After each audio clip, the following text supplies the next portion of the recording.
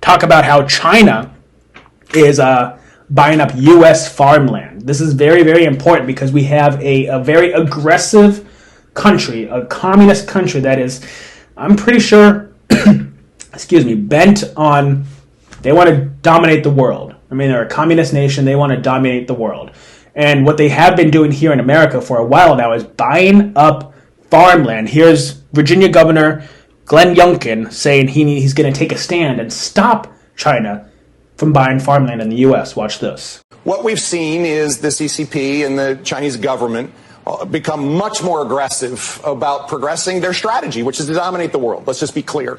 And they're going to do it at the United States' expense. And they're using every arsenal element that they have, from military coercion to economic coercion to surveillance, and it's showing up everywhere. And yes, in our own farmland, I mean, we have the Pentagon, we have Quantico, we have the largest naval base in the world, we have Wallops Island that's launching rockets 10 times a year, and they're surrounded by farmland in some certain cases, not Pentagon. Is that the farmland they're interested in? And we're not going to allow these bad actors to buy this farmland. And it was bipartisan. So that's great, right? That is great. That is amazing. I am so happy to see a governor saying they're going to take a stand to stop a foreign adversary like China from stopping buying farmland in the U.S. So here we have political. China is buying up farms. Washington wants to crack down. That's good. The Gazette, China is buying up U.S. farmland.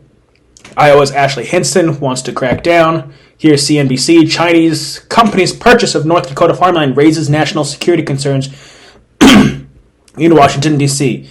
And if you look at these dates here, I think the earliest one is July of 2022. So this has been happening for a little bit while now. But, oh man, this is what I was talking about earlier, that propaganda, that you've got to be pretty dense for this to work on you. Don't ban Chinese investment in U.S. farmland, says Bloomberg.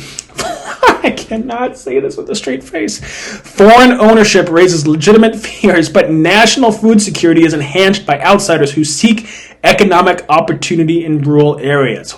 Wow. I wish I could be as sarcastic. I want to be sarcastic. I want to try to be humorous, but wow, you have to, I'm just going to cite it for what it is. I'm just going to call a spade a spade. You've got to be pretty dang stupid to believe that.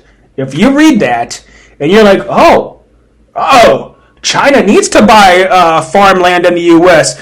because so we can have food security at home. You have, I'm sorry, if you believe that, you have to be pretty stupid. And I'm sorry, kind of sorry for saying that, but at the same time, I'm not. It's kind of like telling the 600-pound person to, hey, you're pretty stupid if you're going to keep eating McDonald's and all that fast food, right? You're pretty stupid if you read something like that and you think that it's good for China to buy U.S. farmland for our domestic food security. So, no. That, what you just saw there, from Bloomberg, from opinion piece from Adam Minter, that's propaganda. That's dangerous, dangerous, dangerous propaganda. It is insane what's going on here. What is happening?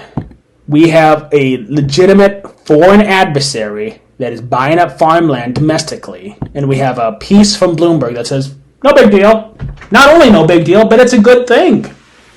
It's ridiculous. It's ridiculous.